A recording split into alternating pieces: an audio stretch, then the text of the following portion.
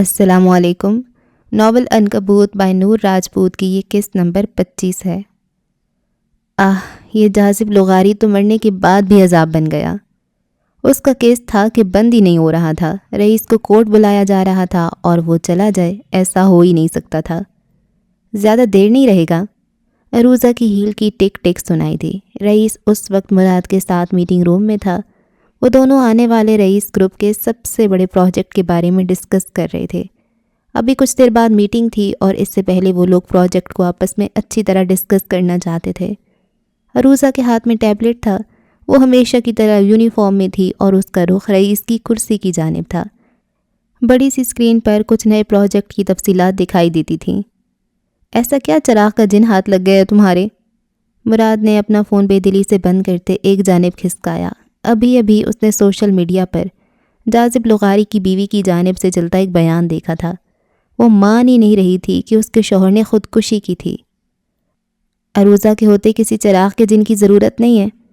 اس نے ٹیبلٹ پر انگلیاں گھماتے ٹیبلٹ رئیس کی جانب بڑھایا۔ وہ جو کافی سنجیدہ دکھائی دیتا تھا، اس نے سوالیہ نظروں سے عروضہ کو دیکھا۔ ٹیبلٹ نہیں تھاما۔ خود دیکھ لیں۔ عروضہ نے کندھے اچکائے تو رئیس نے ٹیبلٹ تھام لیا۔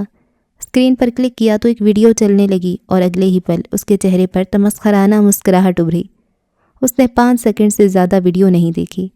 ٹیبلٹ میز پر رکھ دیا۔ ستائش بھری نظروں سے عروضہ کو دیکھا جو لمبی میز کی ایک جانب بیٹھی تھی اور دوسری جانب مراد عالم تھا، جبکہ سربراہی کرسی پر وہ خود بیٹھا تھا۔ اس نے میز پر رکھا اپنا فون اٹھایا اور عروضہ کا نمبر، عروضہ دا فائٹر سے عروضہ دا چراغ کا جن کر دیا۔ اس کے ٹیبلٹ رکھتے ہی مراد عالم نے فٹافٹ اٹھایا اور جیسے ہی ویڈیو چلنا شروع ہوئی اس کے چہرے کے تاثرات بدلتے گئے۔ آنکھیں حیرت سے کھل گئیں۔ اوہ مائی! اس نے بے سختہ منہ پر ہاتھ رکھا۔ یہ ویڈیو جاذب لغاری کی ایک پرائیویٹ ویڈیو تھی۔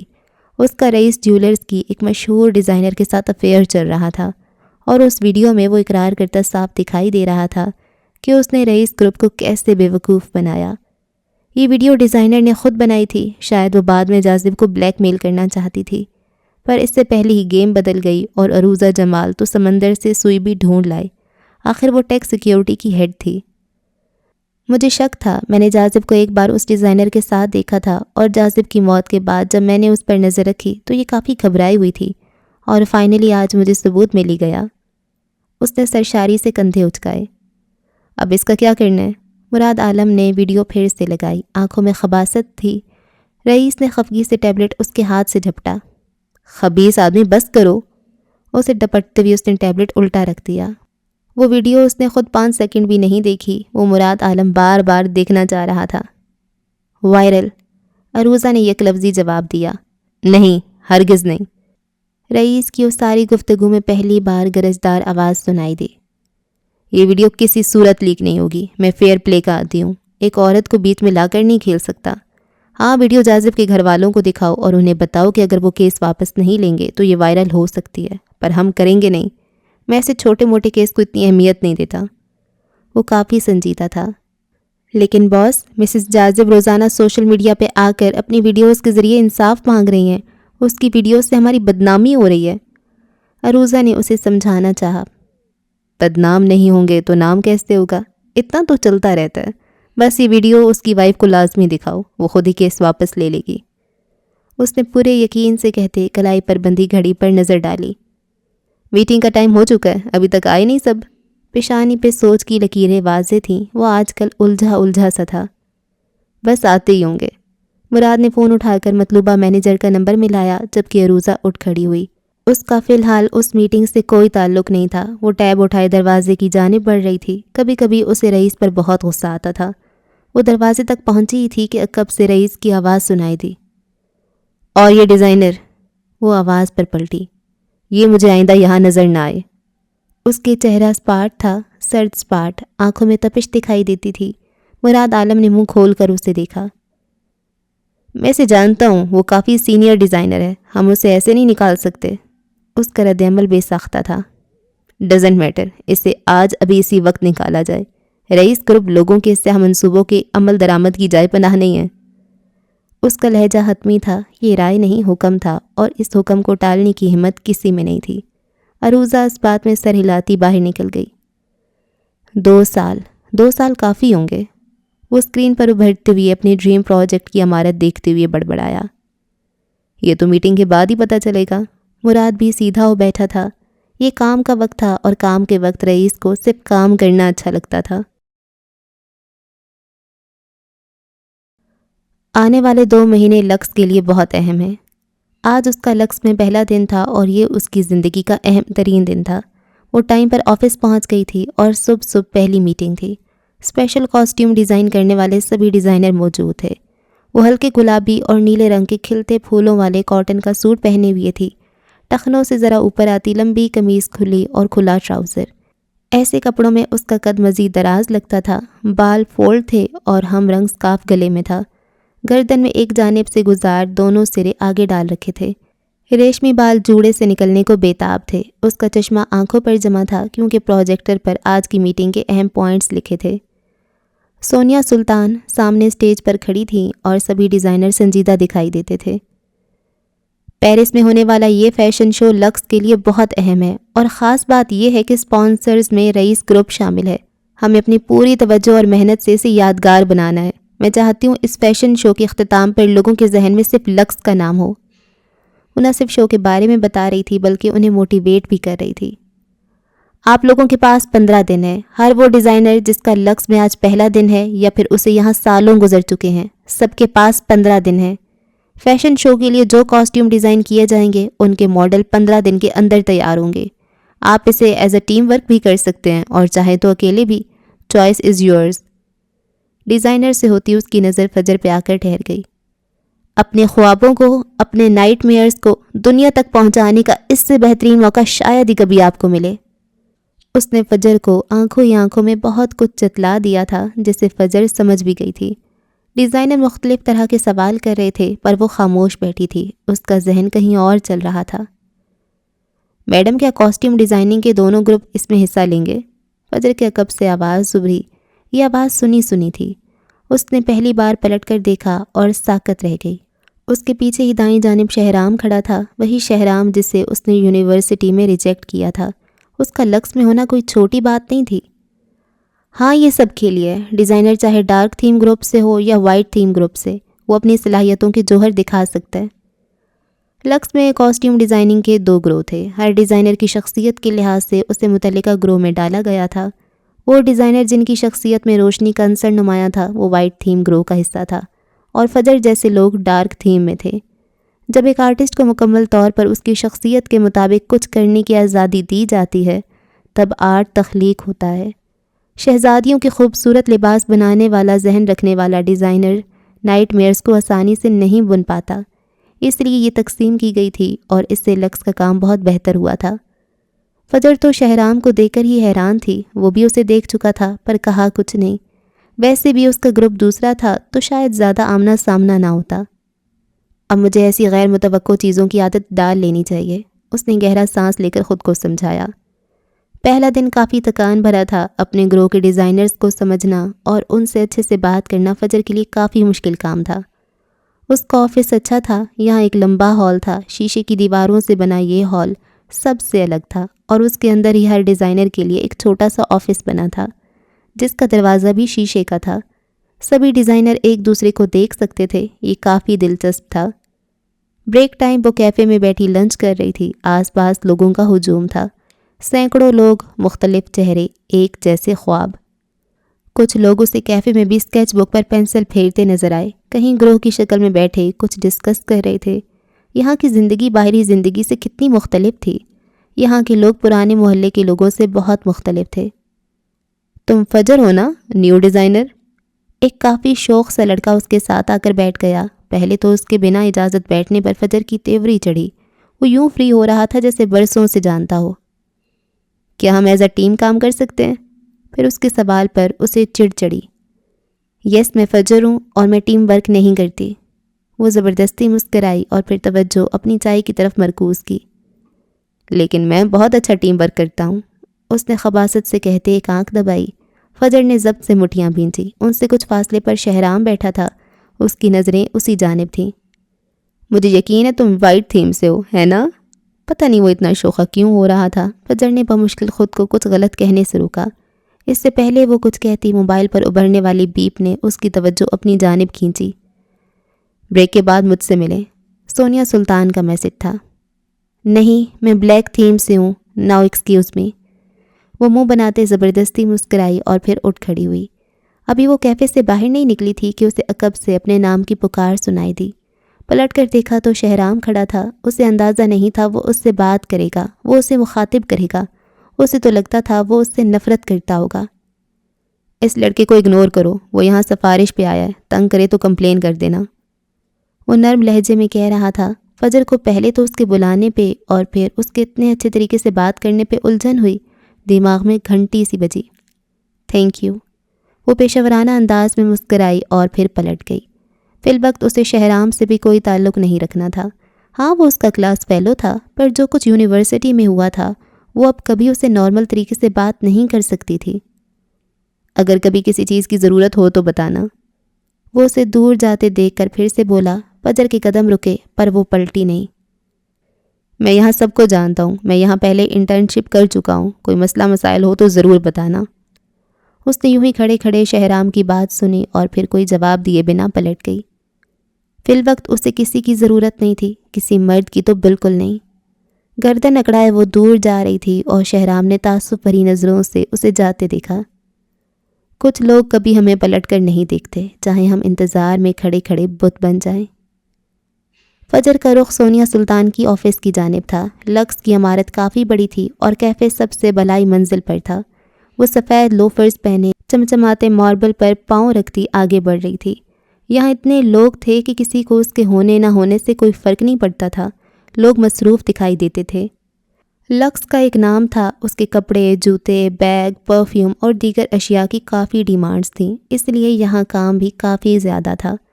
مختلف گروہ، مختلف ڈیزائنرز، مختلف ڈپارٹمنٹس اور مختلف لوگ، ویرائٹی کافی زیادہ تھی۔ وہ گہری نظروں سے ہر چیز کا مشاہدہ کر رہی تھی، اسے یہاں اپنی پہچان بنانی تھی۔ سفر لمبا اور مشکل تھا پر وہ راستہ بنا ہی لیتی۔ وہ اپنے ذہن میں ہی آنے والے وقت کی پلاننگ کر رہی تھی اور گلاس وال سے جھانکتے سورج نے اس کی پلاننگ کو سراہا۔ سونیا سلطان کے آفس پہنچ کر اس نے دروازے پر دستک دی اور ہینڈل گھما کر دروازہ کھولا۔ جیسے ہی اس نے قدم اندر رکھا، دروازے کی دوسری جانب کھڑے شخص کو دیکھ کر اس کا دل اچھل کر حلق میں آ گیا۔ منہ سے چیخ نکلتے رہ گئی۔ سامنے ہی جنید کھڑا تھا۔ ہاں، وہی جنید جس نے اس کے اور ولیم کے نکاح میں مدد کی تھی۔ وہ اسے دیکھتے ہی پہچان گئی تھی، وہ بھی اسے ہی دیکھ رہا تھا۔ اس کی آنکھوں میں شناسائی تھی، یعنی وہ بھی اسے پہچان گیا تھا۔ فجر کا دل سکڑ گیا، چہرے کی رنگت بدل گئی۔ السلام علیکم، جنید نے مسکرا کر سلام کیا، جبکہ فجر کے الفاظ تو حلق میں ہی پھنس گئے۔ اس سے اپنی ٹانگیں شل ہوتی محسوس ہوئیں، یوں لگا جیسے سب ختم، شروع ہونے سے پہلے ہی ختم۔ وعلیکم السلام، وہ بمشکل ہی بول پائی۔ جنید اس کی بدلتی رنگت کو دیکھ چکا تھا، وہ فجر کی غیر ہوتی حالت بھانپ چکا تھا اور وہ جانتا تھا یہ کیوں ہوا تھا۔ اس نے پہلے بھی فجر کو یہاں دیکھا تھا، جس دن وہ انٹرویو دینے آئی تھی، اور اس نے ولیم کو بھی آگاہ کیا تھا۔ اس وقت وہ اسے جانچتی نگاہوں سے دیکھ رہا تھا۔ تم دونوں ایک دوسرے کو جانتے ہو؟ سونیا سلطان نے دونوں کو بت بنے دیکھا تو پوچھا۔ جنید نے کوئی جواب نہیں دیا، وہ فجر کو دیکھ رہا تھا، جبکہ فجر کو سب کچھ ختم ہوتا نظر آیا۔ ابھی وہ بتا دے گا کہ کیسے اس نے فجر کی ایک فارنر کے ساتھ کورٹ میرج میں مدد کی تھی۔ زندگی کا سیاہ باب جسے وہ خود سے بھی چھپا کر رکھتی تھی، وہ کسی اور کے ہاتھ لگ جائے گا، اور پھر سب ختم۔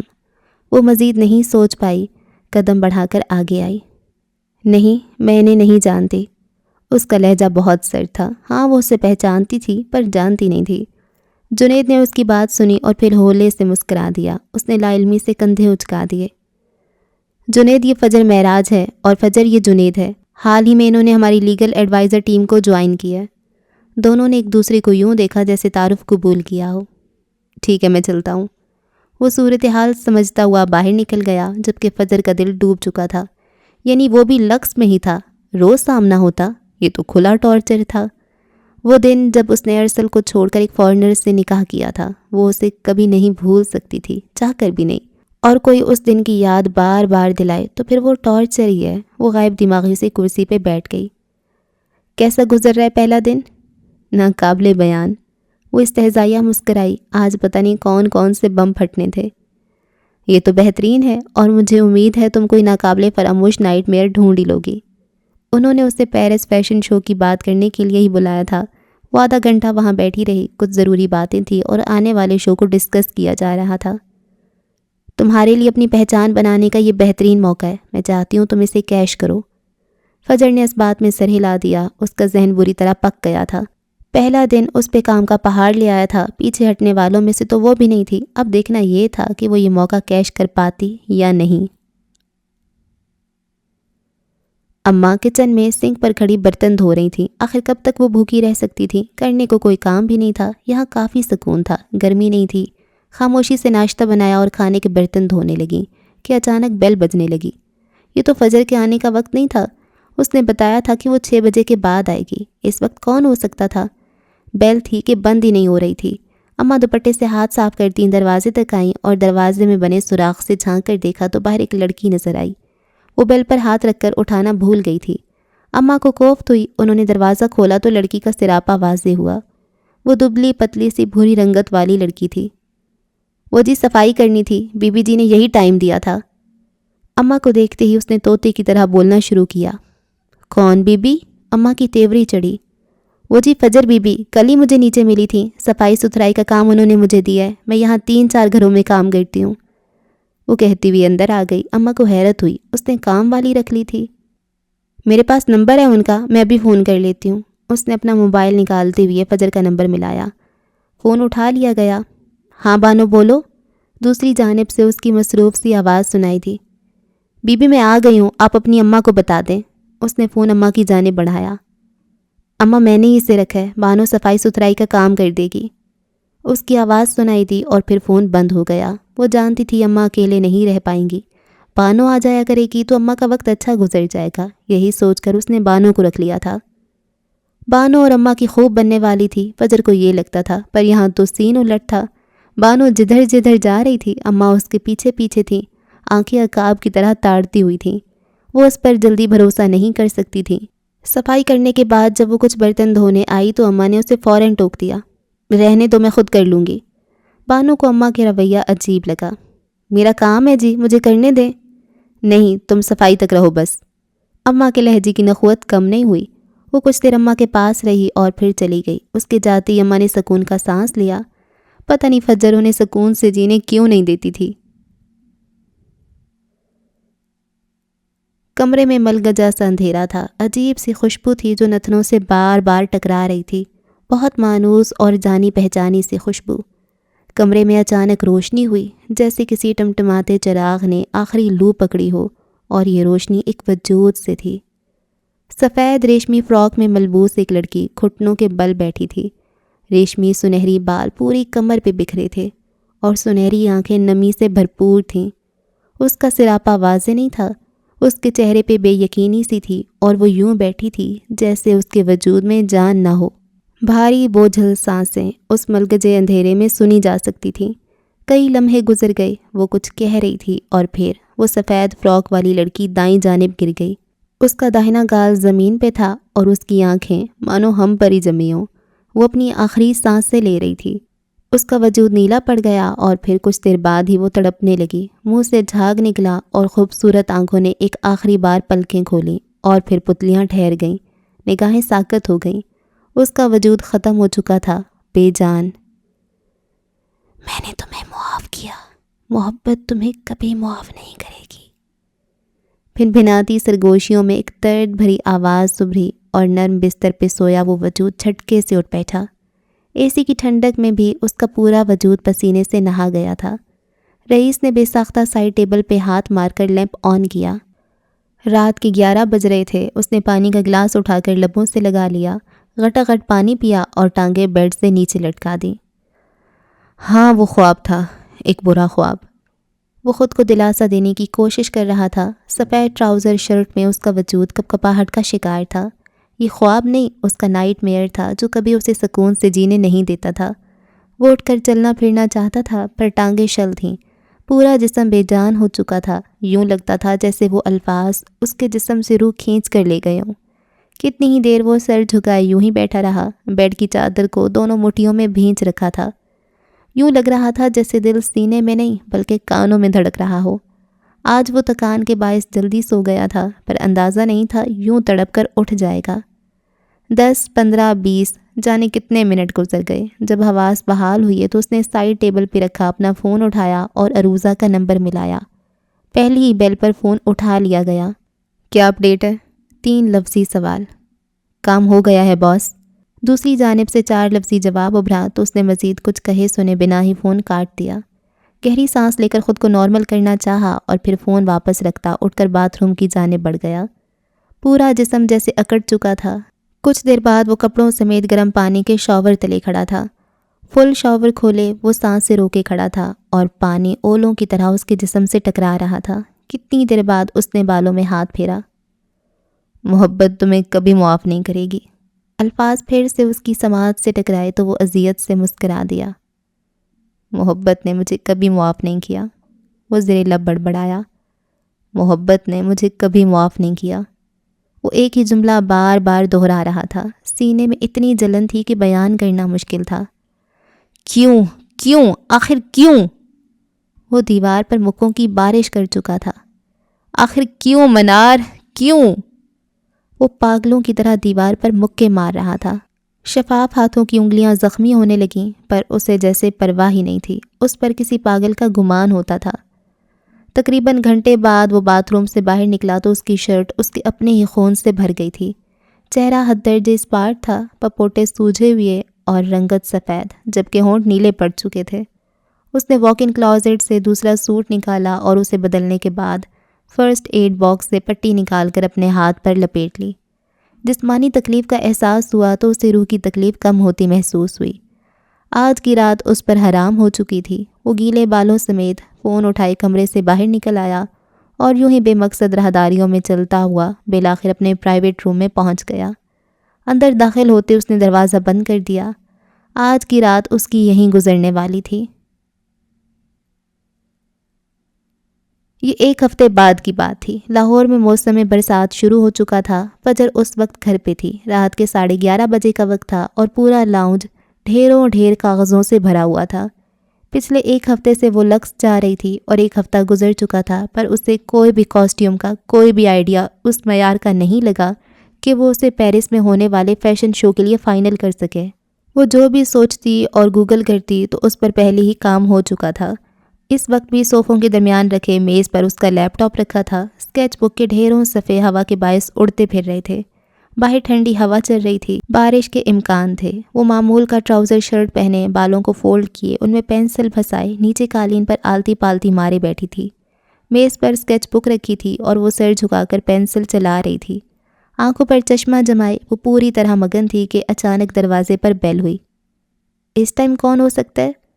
اس نے وقت دیکھا تو ذہن کھٹکا۔ بیل دوبارہ ہوئی تو وہ اٹھ کھڑی ہوئی۔ دروازے پر پہنچ کر اس نے لاک ہول سے جھانکا تو باہر ایک لڑکا نظر آیا۔ اس کے ہاتھ میں ایک بہت بڑا پھولوں کا بکے تھا۔ فجر کی تیوری چڑھی۔ اس نے دروازہ تھوڑا سا کھول کر پوچھا، جی فرمائیں؟ لہجہ حد درجہ سخت تھا۔ سامنے ہی دوسرا اپارٹمنٹ تھا جس کا دروازہ بند تھا۔ میڈم آپ کا پارسل ہے، لڑکے نے ادب سے کہا۔ میرا؟ کس نے بھیجا ہے؟ اسے حیرت ہوئی۔ پتہ نہیں، یہاں کا ہی پتہ لکھا ہے، آپ پلیز جلدی لے لیں، باہر بارش شروع ہو چکی ہے۔ وہ بے چارگی سے بولا تو فجر نے جھجکتے ہوئے دروازہ کھول کر وہ پھولوں کا بکے تھام لیا۔ لڑکا تیزی سے واپس پلٹ گیا۔ اسے پھول پسند ہی نہیں تھے، پھر کون بھجوا سکتا تھا؟ دروازہ بند کر کے اس نے جیسے ہی پھولوں میں لگا کارڈ اتارا، اسے کھولا تو اگلے ہی پل فجر کو اپارٹمنٹ کی چھت اپنی اوپر گرتی ہوئی محسوس ہوئی۔ نام تو یاد ہوگا، بلقیس کا بیٹا۔ رنگ برنگے خوبصورت پھولوں نے زہریلے بچھوؤں کی طرح اسے ڈنک مارے۔ اس کا چہرہ سرخ پڑ گیا، ٹانگیں شل ہوتی محسوس ہوئیں، وہ جیسے اپنی ہی جگہ جم سی گئی۔ پوری دنیا میں اگر اسے کسی شخص کے نام سے بے پناہ نفرت تھی تو یہ وہی نام تھا، یہ وہی شخص تھا۔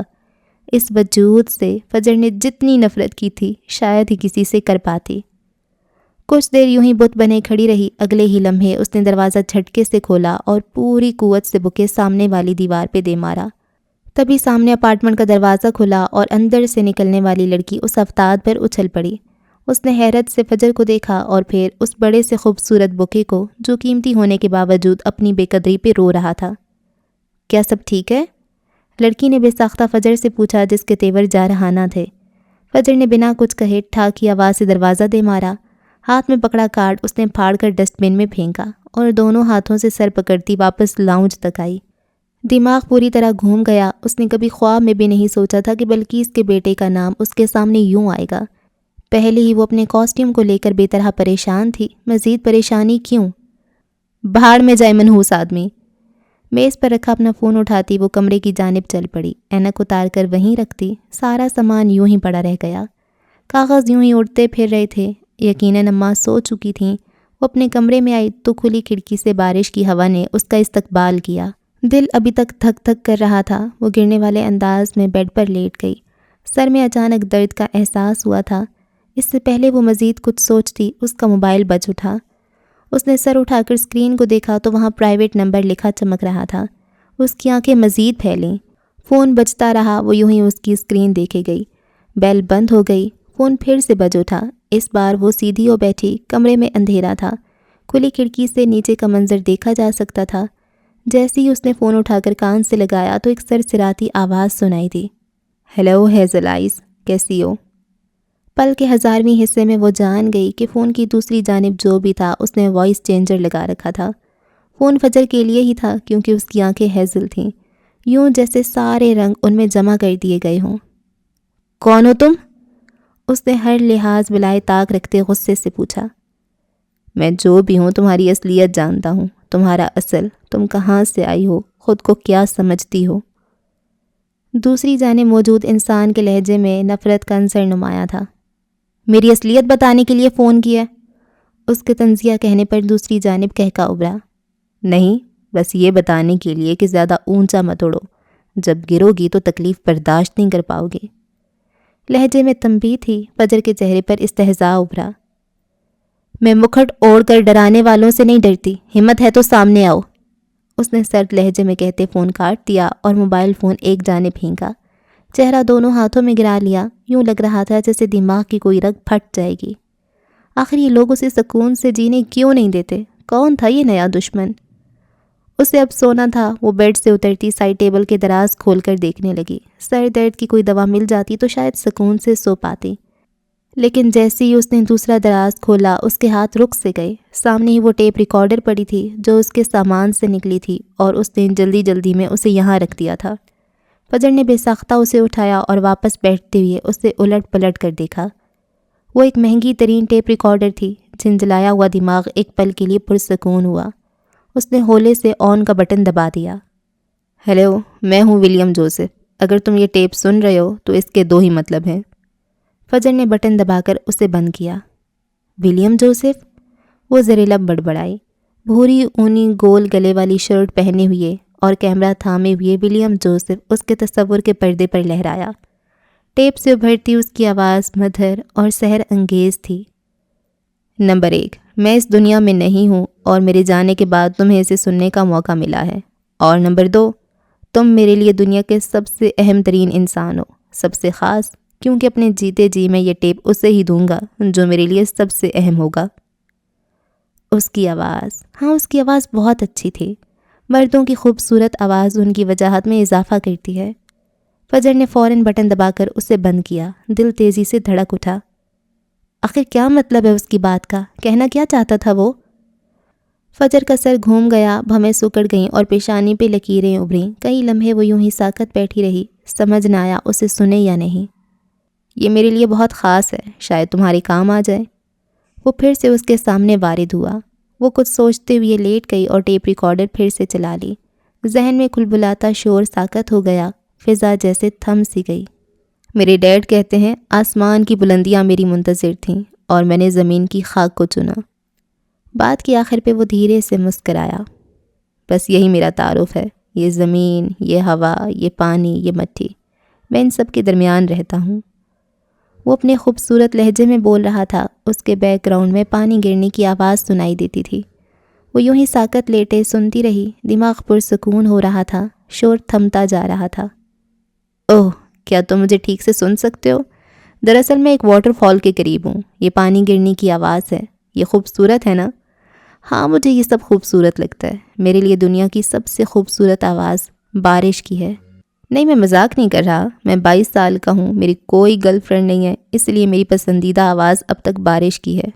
میں ٹورسٹ ہوں، اب تک کافی ملک گھوم چکا ہوں۔ وہ سانس لینے کو رکا۔ میں بتانا چاہتا ہوں کہ میں نے بارش کی آواز ریکارڈ کر لی ہے۔ اس ٹیپ ریکارڈر پر بارش کے لیے ایک مختص بٹن ہے، جب تمہیں نیند نہ آئے تو تم اسے دبانا۔ 9 گھنٹے کی ایک ریکارڈنگ ہے۔ بارش کی آواز سے نیند اچھی آتی ہے، یقین نہ ہو تو آزما کر دیکھ۔ فجر نے فوراً ٹیپ کا بٹن آف کیا، لیمپ جلا کر دیکھا تو اسے واقعی بارش والا ایک بٹن مل گیا۔ اس نے وہ دبایا تو بارش کی آواز سنائی دینے لگی۔ اس نے وہ ٹیپ اٹھا کر سائڈ ٹیبل پر رکھ دی اور سونے کے لیے آنکھیں موند لیں۔ باہر سے ٹھنڈی ہوا آ رہی تھی اور بارش کی آواز بہت واضح تھی۔ وہ مزید کچھ نہ سوچ پائی اور کب اس کی آنکھ لگ گئی کچھ پتہ ہی نہیں چلا۔ کچھ دیر بعد وہ گہری نیند سو رہی تھی اور ولیم کی ریکارڈ کردہ بارش کی آواز پورے کمرے میں گونج رہی تھی۔ اگلی صبح اس کی آنکھ بھی بارش کی آواز سے کھلی تھی۔ آفس آتی اسے میڈم سونیا نے طلب کر لیا۔ آتے ہوئے وہ سائڈ ٹیبل سے وہ ٹیپ اٹھانا نہیں بھولی تھی۔ جانے کیوں اسے لگ رہا تھا یہ ٹیپ باقی اس کے کام آنے والی تھی۔ کام کیسا چل رہا ہے؟ انہوں نے فجر کو دیکھتے پوچھا۔ ٹھیک چل رہا ہے، وہ پورے اعتماد سے بولی، حالانکہ 1 ہفتے بعد ماڈل جمع کروانا تھا اور اس نے ابھی تک اپنا آئیڈیا بھی فائنل نہیں کیا تھا، پھر بھی وہ پر اعتماد تھی۔ گڈ، میں نے تمہیں یہ بتانے کے لیے بلایا تھا کہ تمہارا ڈرائیور آج سے چھٹی پہ جا رہا ہے۔ سبھی کاسٹیوم ڈیزائنرز اپنی کنونس پہ آفس آتے ہیں، جن کے پاس نہیں ہے انہیں کمپنی کی طرف سے مل چکی ہے۔ اب تم بتاؤ، بنا ڈرائیور کے کیسے سفر کرو گی؟ میں بھی گاڑی افورڈ نہیں کر سکتی، اس نے سنجیدہ لہجے میں جواب دیا۔ پھر ڈرائیونگ سیکھ لو، گاڑی تمہیں کمپنی کی طرف سے مل جائے گی۔ کاسٹیوم ڈیزائننگ ٹیم کو کمپنی گاڑی دیتی ہے۔ مجھے ڈرائیونگ آتی ہے؟ فجر کی اگلی بات نے انہیں حیران کیا، خوشگوار سی حیرانی۔ واقعی؟ ہاں، میں نے 1 سال پہلے سیکھی تھی۔ وہ کافی سنجیدہ تھی۔ 1 سال پہلے اس نے ڈرائیونگ سیکھی تھی، کچھ ارسل نے سکھائی تھی، کچھ اس نے خود کلاسز لی تھیں۔ ڈرائیونگ لائسنس ہے میرے پاس، اسے یاد آیا۔ پھر تو پریشانے والی بات ہی نہیں ہے، تم تھوڑی پریکٹس کر لو، جلدی تمہیں گاڑی کی چابی مل جائے گی۔ میڈم سونیا سلطان کی ایک بڑی مشکل دور ہو گئی تھی۔ وہ جانے کے لیے واپس پلٹی تو اسے عقب سے ان کی آواز سنائی دی۔ پاسپورٹ ہے تمہارا؟ جی ہے، جیسے اس نے ساری تیاری کر رکھی تھی۔ سونیا سلطان نے ستائش سے اسے دیکھا۔ پیرس فیشن شو کے لیے کمپنی کو چاہیے ہوگا تاکہ تمہارا ویزا پروسیس ہو سکے۔ ٹھیک ہے، میں آج ہی جمع کروا دوں گی، وہ سنجیدگی سے کہتی واپس چلی گئی۔ اس رات گھر واپس آنے کے بعد وہ کافی فرسٹریٹڈ تھی، ابھی تک اس کا آئیڈیا فائنل نہیں ہوا تھا۔ میں جانتی ہوں مجھے راستے نکالنے آتے ہیں، میں کر لوں گی۔ وہ کمرے میں چکر لگاتی خود کو ریلیکس کر رہی تھی اور پھر اس نے وہ ٹیپ ریکارڈر دوبارہ آن کیا۔ یو نو واٹ، آج میں نے ایک مکڑی کو جالا بنتے دیکھا، میں نے اس کی ریکارڈنگ بھی کی ہے، تمہیں میرے کیمرہ میں مل جائے گی، لیکن میں بتانا چاہتا ہوں کہ وہ ایک سحر انگیز منظر تھا۔ مکڑی نے پورا جالا بنایا اور پھر بیٹھ کر شکار کا انتظار کیا۔ ہاں، میں نے اسے شکار کرتے دیکھا، یہ کافی حیران کن تھا۔ یہ سنتے ہی فجر کے ذہن میں کچھ کلک ہوا، وہ ایک جھٹکے سے اٹھ کھڑی ہوئی۔ اسے اپنے کاسٹیوم کا آئیڈیا مل گیا تھا۔ اس کی خوشی کی کوئی انتہا نہ رہی۔ اس نے بے ساختہ چہرہ دونوں ہاتھوں میں گرایا اور پھر اس ٹیپ کو دیکھا۔ ولیم نے کہا تھا یہ ٹیپ باقی اس کے کام آنے والی تھی، اور پھر وہ پوری توجہ سے اپنے کاسٹیوم کے ڈیزائن کی جانب متوجہ ہو گئی۔ اگلے کئی دن بے پناہ مصروف گزرے۔ 5 دن بعد اسے گاڑی کی چابی مل گئی۔ اب وہ خود ڈرائیو کر کے آ جا سکتی تھی۔ وہ خود ڈرائیو کر رہی تھی۔ وقت تیزی سے گزر رہا تھا اور فجر ناک تک کام میں ڈوبی تھی۔ اس دن اس نے اپنے کاسٹیوم کا ماڈل سونیا سلطان کے سامنے رکھا تو اس نے دیکھتے ہی فجر کو سراہا۔ اگر تم اسے حقیقت میں بنا لو تو تمہیں اونچی اڑان بھرنے سے کوئی نہیں روک سکتا۔ وہ اس بات میں سر ہلاتی ان کے آفس سے باہر نکل آئی۔ اس کا زیادہ وقت اپنے آفس میں ہی گزرتا تھا۔ وہ اس وقت بھی اپنے آفس کی جانب بڑھ رہی تھی جب فون پھر سے بجنے لگا۔ پرائیویٹ نمبر پھر سے لکھا چمک رہا تھا۔ اس نے فون نہیں اٹھایا اور جب تک اس نے نہیں اٹھایا فون بجتا ہی رہا۔ کرنے والا ہی ڈھیٹ تھا، بالآخر اس نے اٹھا ہی لیا۔ میں نے سوچا یاد دلا دوں کہ زیادہ اونچا مت اڑنا۔ وہی سرد سی آواز ابھری۔ کون ہو تم؟ مسئلہ کیا ہے تمہارا؟ اس نے دبے دبے لہجے میں پوچھا۔ یہاں وہ چیخ چلا نہیں سکتی تھی۔ میرا مسئلہ تم ہو فجر معراج، بہت غرور ہے تم میں تمہیں خاک ہوتے دیکھنا چاہتا ہوں۔ دوسری جانب سے بنا کسی لگی لپٹی کے کہا گیا۔ وہ بے ساختہ ہنستی۔ افسوس کہ تم یہ حسرت لے کر مر جاؤ گے۔ مرو گی تو تم، یاد رکھنا۔ فون بند ہو گیا اور وہ ساکت سی کھڑی رہ گئی۔ گہرا سانس لے کر خود کو نارمل کرنا چاہا۔ اس کی ہیزل آنکھوں میں تکان ہی تکان تھی۔ پچھلا پورا ہفتہ مسلسل کام کرنے کی وجہ سے تھکاوٹ ہو چکی تھی اور اوپر سے یہ فون کالز اسے الگ ہی اذیت دے رہی تھیں۔ سب ٹھیک ہے؟ اسے بت بنے کھڑے دیکھ کر پاس سے گزرتے شہرام نے رک کر پوچھا۔ ہاں سب ٹھیک ہے، زبردستی مسکرائی اور پھر اپنے آفس کی جانب بڑھی۔ فجر؟ اس بار وہ رک گئی۔ پلٹ کر دیکھا تو نفیس سا شہرام اسے ہی دیکھ رہا تھا۔ اس کے چہرے پر نرمی تھی۔ مجھے امید ہے تم کر لو گی، وہ پورے یقین سے بولا تو وہ تکان زدہ آنکھوں سے مسکرا دی، پھر بنا کچھ کہے اپنے آفس کی جانب بڑھ گئی۔ 15 دن بعد، وقت شب 10 بجے، لاہور۔ وہ پوری توجہ سے پتلے پر ٹنگے گاؤن پر جھکی ہوئی تھی جب دروازے پر دستک ہوئی۔ اس نے سر اٹھا کر دیکھا تو میڈم سونیا دروازے میں کھڑی تھیں۔ کیا بات ہے، آج گھر نہیں جانا؟ انہوں نے پوچھا تو فجر نے سر اٹھا کر گھڑی کو دیکھا۔ 10 بج گئے؟ اسے حیرت ہوئی۔ آج کل وہ اپنے کاسٹیوم پر کام کر رہی تھی۔ یہ اسٹوڈیو روم تھا، دن میں اس کے ساتھ جونیئر آرٹسٹ تھے۔ ان کے جانے کے بعد وہ خود ہی لگی رہی۔ کام زیادہ تھا اور وقت کم، اس لیے وہ دن رات محنت کر رہی تھی۔ پچھلے 15 دن کسی عذاب سے کم نہیں تھے۔ 15 دنوں میں 5 بار اس پرائیویٹ نمبر سے فون آیا تھا۔ وہ اگر موبائل سے کال نہیں اٹھاتی تھی تو گھر کے لینڈ لائن پہ آنے لگ جاتا، جو اس نے اماں کے لیے لگوایا تھا تاکہ اپنی خبر دیتی رہے۔ جانے کون تھا جو اس کی جان کا دشمن بن چکا تھا؟ جانے کون تھا جس سے اس سے اتنی نفرت تھی؟ جانے کون تھا جو اسے تکلیف میں دیکھ کر خوش تھا؟ پر فجر نے اسے ابھی تک سنجیدہ نہیں لیا تھا۔ وہ پوری توجہ اپنے کاسٹیوم پر لگائے ہوئے تھی۔ باہر ہلکی ہلکی بارش ہے، میرے خیال سے اب تمہیں گھر کے لیے نکلنا چاہیے۔ میڈم سونیا نے اسے اطلاع دی تو وہ کام وہیں چھوڑ کر بیگ اٹھائے باہر نکل آئی۔ اسٹوڈیو کا دروازہ بند کر دیا۔ فون اٹھا کر دیکھا تو بیٹری کافی کم تھی۔ اماں کو اس نے بتایا تھا کہ وہ لیٹ آئے گی، پر اتنا لیٹ ہو جائے گی یہ اندازہ نہیں تھا۔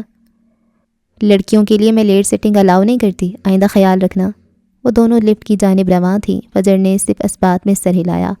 میڈم سونیا ہمیشہ کی طرح بیگی پینٹ پر ٹاپ پہنے ہوئے تھیں، جبکہ فجر نے ہلکے جامنی رنگ کا جارجٹ کا کھلا ٹراؤزر اور گھٹنوں تک آتا ہم رنگ کھلا کرتا پہن رکھا تھا۔ پیروں میں ہمیشہ کی طرح لوفرز تھے، بال فولڈ تھے اور چشمہ اس نے بالوں پر جما لیا تھا۔ سفید رنگ کا بیگ کندھے پر تھا۔ ڈرائیونگ میں کوئی مسئلہ تو نہیں آ رہا؟ اگلا سوال پوچھا گیا۔ نہیں، اس نے یک لفظی جواب پر اکتفا کیا۔ لفٹ کا سفر خاموشی سے کٹ گیا۔ نیچے پارکنگ ایریا میں آ کر وہ اپنی گاڑی کی جانب بڑھی۔ میڈم سونیا اپنی گاڑی کی جانب جا چکی تھیں، ان کا ڈرائیور انتظار کر رہا تھا۔ فجر نے جیسے ہی ڈرائیونگ سیٹ پر بیٹھتے گاڑی سٹارٹ کی، وہ سٹارٹ ہی نہ ہوئی۔ اس نے 2-3 بار کوشش کی لیکن نہ ہو پائی۔ اس بار اس کے چہرے پر پریشانی کے آثار نمایاں ہوئے۔ کافی رات ہو چکی تھی۔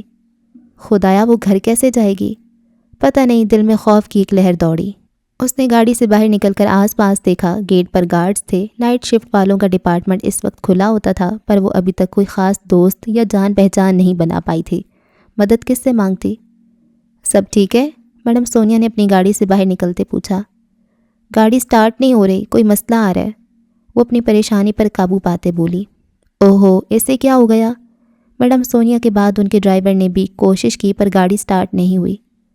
تم ایسا کرو، میری گاڑی لے جاؤ، کافی رات ہو چکی ہے، مزید انتظار کرنا بہتر نہیں ہوگا، یہاں سے فاصلہ بھی کافی زیادہ ہے۔ انہوں نے ڈرائیور سے چابی لے کر فجر کی جانب بڑھائی۔ فجر نے حیرت سے انہیں دیکھا۔ وہ تذبذب کا شکار دکھائی دیتی تھی۔ ارے گھبرانے کی ضرورت نہیں ہے، میرا گھر قریب ہی ہے، ڈرائیور دوسری گاڑی لے آئے گا، کوئی گھر سے لینے آ جائے گا، تمہیں ابھی زیادہ ضرورت ہے۔ وہ دونوں پارکنگ لاٹ میں تھیں۔ بادل گرجنے کی آواز سنائی دی تو فجر نے خشک لبوں پر زبان پھیرتے چابی تھام لی۔ ابھی سب سے زیادہ ضروری اس کا حفاظت سے گھر پہنچنا تھا۔ دھیان سے جاؤ، انہوں نے تلقین کی تو فجر ڈرائیونگ سیٹ پر بیٹھتے گاڑی سٹارٹ کر کے انہیں شکریہ کہتی گیٹ سے باہر نکل گئی۔ ان کے جاتی میڈم سونیا نے اپنے دونوں ہاتھ سینے پر باندھے اور ان کے چہرے پر عجیب مسکراہٹ دوڑ گئی۔ بڑا وقت لگ گیا تھا انہیں فجر کا اعتماد جیتنے، پورا مہینہ گزر گیا تھا اور بالآخر وہ رات آ گئی تھی جب رئیس اورنگزیب کی جان ان کی مٹھی میں ہوگی۔ انہوں نے بیگ سے موبائل فون نکالا اور فجر کی گاڑی سے ٹیک لگاتے رئیس کا نمبر ملایا۔ بیل جا رہی تھی پر وہ فون نہیں اٹھا رہا تھا اور پھر 2-3 بیل جانے کے بعد اس نے فون اٹھا ہی لیا۔ دوسری جانب فجر کافی تیز رفتاری سے گاڑی چلاتے آگے بڑھ رہی تھی۔ اس وقت یہ سڑک کافی سنسان تھی، کوئی گاڑی ہی گزرتی نظر آ رہی تھی۔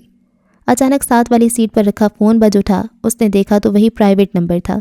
اس سے آفس سے نکلے 25-30 منٹ گزر گئے تھے۔ فون پھر سے بجنے لگا تو اس نے اٹھا لیا کہ کہیں لینڈ لائن پہ کال نہ چلی جائے۔ زندگی کا آخری سفر مبارک ہو فجر معراج۔ وہی سرسراتی آواز دبری تو فجر کا دماغ پھک سے اڑا۔ ایک تو موسم خراب تھا، اوپر سے وقت کافی ہو گیا تھا اور وہ اکیلے اس وقت ڈرائیونگ کر رہی تھی۔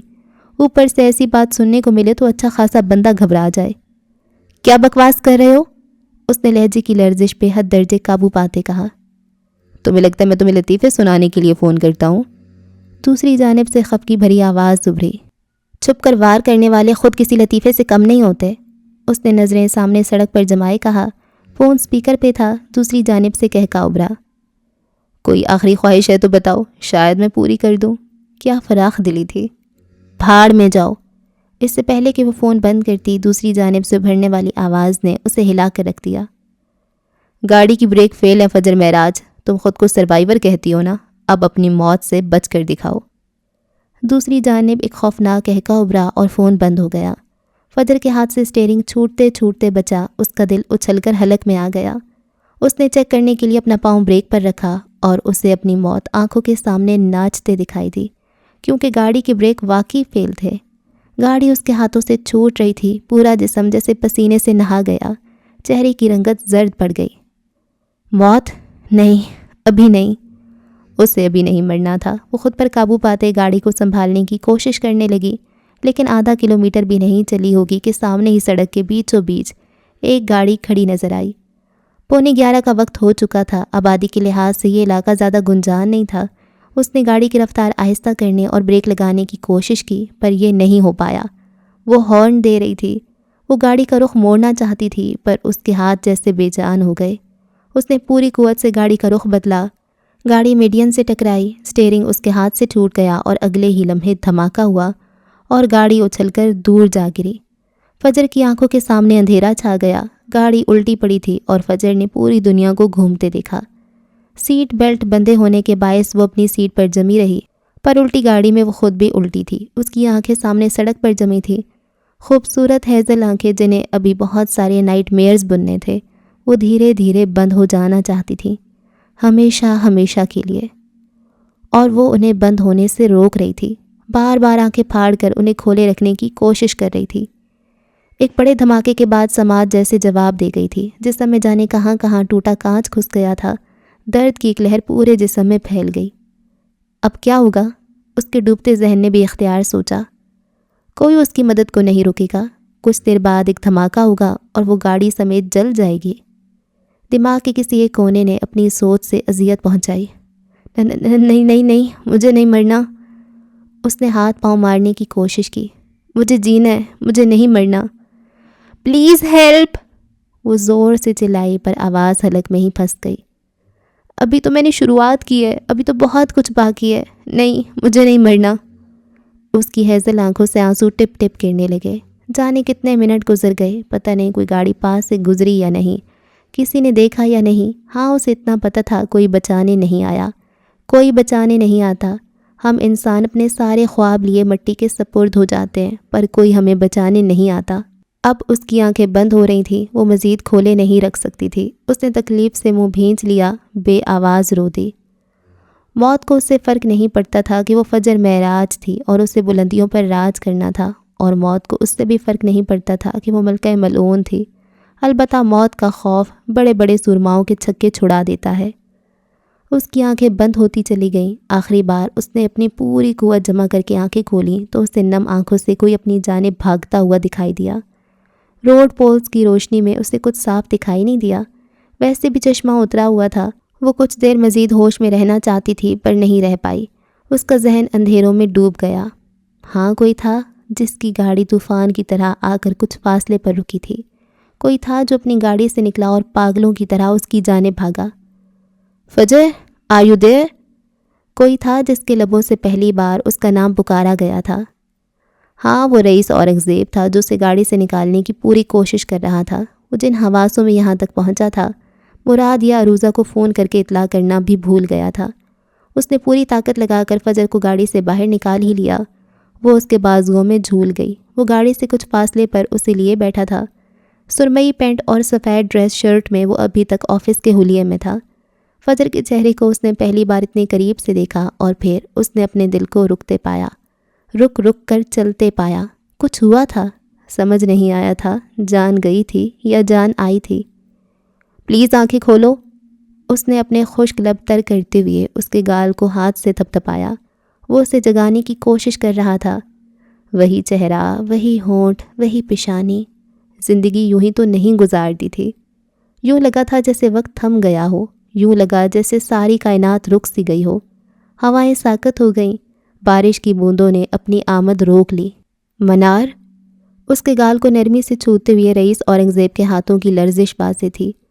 23 سال بعد وہ خواب زدہ وجود حقیقت کا روپ دھارے اس کے بازوؤں میں تھا۔ سمجھ نہیں آ رہا تھا اسے کس نام سے پکارے، منار یا پھر فجر۔ وہ جیسے حواسوں میں نہیں تھا۔ اس کے بار بار گال تھپتھپانے پر فجر نے کسمسا کر آنکھیں کھولنے کی کوشش کی، پر وہ ناکام رہی۔ میں نے تمہیں معاف کیا، محبت تمہیں معاف نہیں کرے گی۔ ہاں، محبت نے اسے بڑی گہری سزا دی تھی۔ 23 سال اس نے سزا کاٹی تھی، اب شاید انعام کا وقت تھا، تبھی تو اللہ نے اسے پھر سے رئیس کی زندگی میں بھیج دیا تھا۔ وہ اسے حیرت زدہ سا تک رہا تھا، ششدر سا، جیسے کوئی خواب ہو۔ آنکھ کھلی تو سب ختم، اور وہ آنکھیں نہیں کھولنا چاہتا تھا، وہ یہ خواب دیکھنا چاہتا تھا۔ آنکھیں کھولو پلیز، میری سزا ختم کر دو، وہ بھرائے ہوئے لہجے میں بولا، اور پھر سیاہ بادلوں سے ڈھکے آسمان نے دیکھا کہ ایک درد بھرا آنسو تھا جو 23 سالوں بعد اس کی آنکھ سے نکلا اور پھسلتا ہوا فجر کے چہرے پہ جا گرا۔ بادل زور سے گرجے اور بجلی کی کڑک سنائی دی۔ اس کے ساتھ وہ کسی سحر سے جاگا، ایک طلسم سا جو ٹوٹ گیا۔ تیز ہوا کے ساتھ ہی بارش کی بوچھاڑ شروع ہوئی۔ وہ جیسے آنکھیں پٹپٹاتے سمجھنے کی کوشش کر رہا تھا کہ آخر وہ کہاں تھا اور ہوا کیا تھا۔ پھر اس نے اپنی باہوں میں فجر کو دیکھا۔ اوہ مائی گاڈ! وہ اسے اٹھائے جھٹکے سے اٹھ کھڑا ہوا۔ فجر کو چوٹیں کم ہی آئی تھیں، البتہ وہ صدمے سے بے ہوش ہو گئی تھی۔ موسم کے پیش نظر ٹریفک بہت کم تھی۔ روڈ پولز کی دھیمی روشنی میں تیز ہواؤں اور برستی بارش کے دوران وہ اسے اپنے بازوؤں میں اٹھائے گاڑی کی جانب بڑھ رہا تھا۔ زندگی میں پہلی بار رئیس نے کسی عورت کو خود سے اتنا قریب کیا تھا۔ مراد عالم اسے دیکھ لیتا تو یقیناً صدمے سے بے ہوش ہو جاتا۔ آخر کار رئیس اورنگزیب کے کثرتی بازو بھی کسی کام آ ہی گئے۔ وہ پھرتی سے اسے گاڑی میں بٹھا کر سیٹ بیلٹ لگاتا دوسری جانب خود بیٹھا اور گاڑی کو زن سے بھگا لے گیا۔ بارش اب تیزی سے برسنے لگی تھی۔ آنے والا وقت یکسر مختلف ہونے والا تھا۔ اوکے جی، تو اس ایپیسوڈ کو یہاں پہ ختم کرتے ہیں، اور یہ اس چیپٹر کی لاسٹ ایپیسوڈ ہے، مطلب اب جو نیکسٹ ایپیسوڈ ہوگی وہ نئے چیپٹر کی ہوگی۔ اور یہ رئیس کیا کر رہا ہے؟ یہ خود ہی رئیس اسے تنگ کرتا ہے اور پھر خود ہی بچانے آ جاتا ہے۔ مے بی یہ اس کا جال ہے، یہ ایسا بن رہا ہے کہ اسے تنگ کرے گا اور پھر خود ہی اس کا مسیحا بن جائے گا، ہے نا؟ مے بی، پر اسے کیسے پتا کہ سونیا اس کو اپنی گاڑی دے گی اور اس نے سونیا کی گاڑی کی بریک فیلز کر دی ہے؟ مے بی سونیا اس کے ساتھ شامل ہو، پر نہیں، سونیا تو اس کو ٹریپ کرنا چاہتی ہے۔